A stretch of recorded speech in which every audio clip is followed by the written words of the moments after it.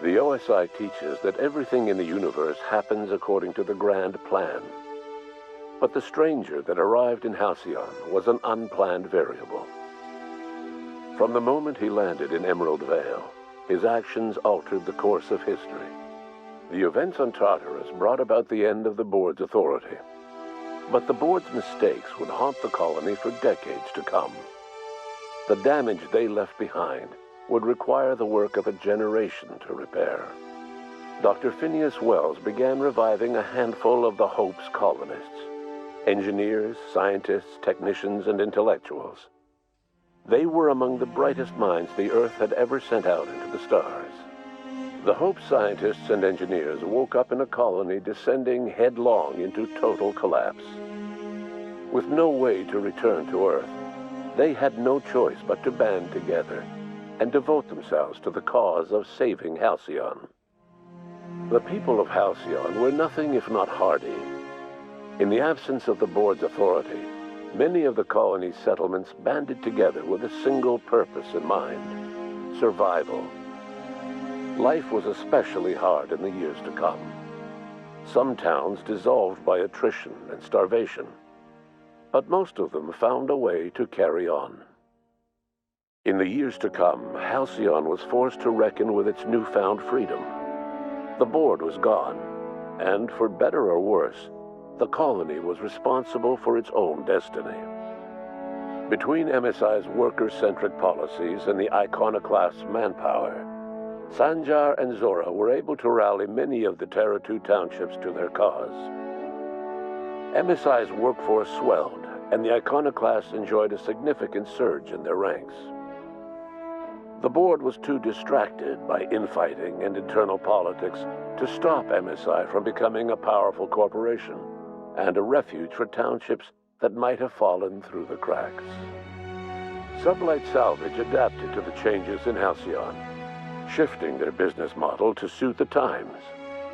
Their claims of legitimacy were scrutinized, but ultimately unquestioned.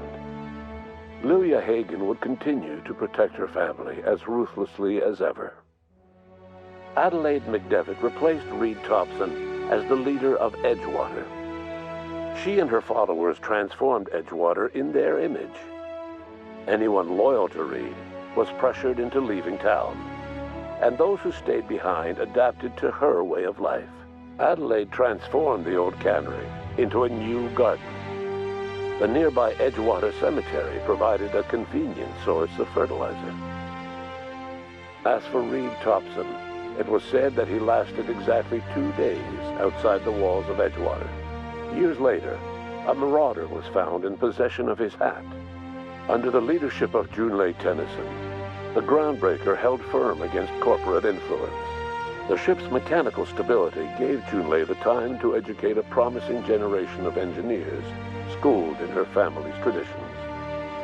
The future of the groundbreaker looks promising.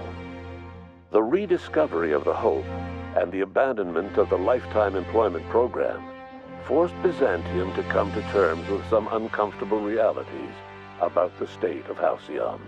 While Byzantines were reluctant to surrender the luxuries they'd grown accustomed to, the board's diminished authority gave them little choice in the matter. Nearly everyone had to learn to make do with less. Some even had to get jobs. It was a dark time indeed. Your influence shifted Ellie's perspective. She finally admitted, albeit grudgingly, that she just might need other people. Sometimes. With a steady income from the life insurance payouts, she was finally able to afford a ship of her own. She hired a small crew and flew supply missions to communities on the fringe. Some of them were even legal. Life in Halcyon was sobering for Felix Millstone. The grand revolution he dreamed of never came. There was no great awakening for the colony, no celebrations in the streets.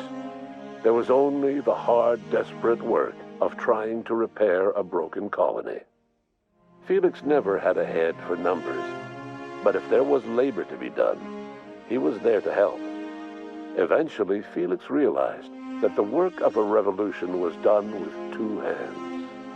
As much as he enjoyed his adventures aboard the Unreliable, the vicar, known as Max, eventually decided that it was time to move on, to live out the life he had sought so long to create.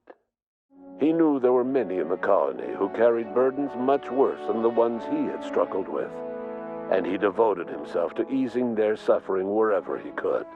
He only ever took up arms again to defend the defenseless.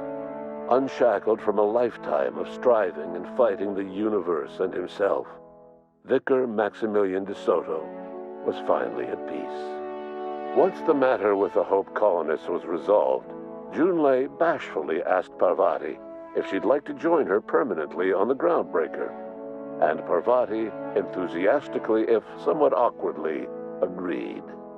The stories of her adventures spread across the colony, and Parvati soon found herself the center of attention. Having served as the engineer of a renowned spacecraft, tramp freighters and wildcat miners sought her out by name, and in no time, she was a fixture in the Groundbreaker's mechanical ecosystem. She and Junlei were never far apart. Nyoka returned to Monarch to take another crack at making a permanent life for herself. She formed the Charon Group, a mercenary outfit of ragtag survivalists and wilderness experts.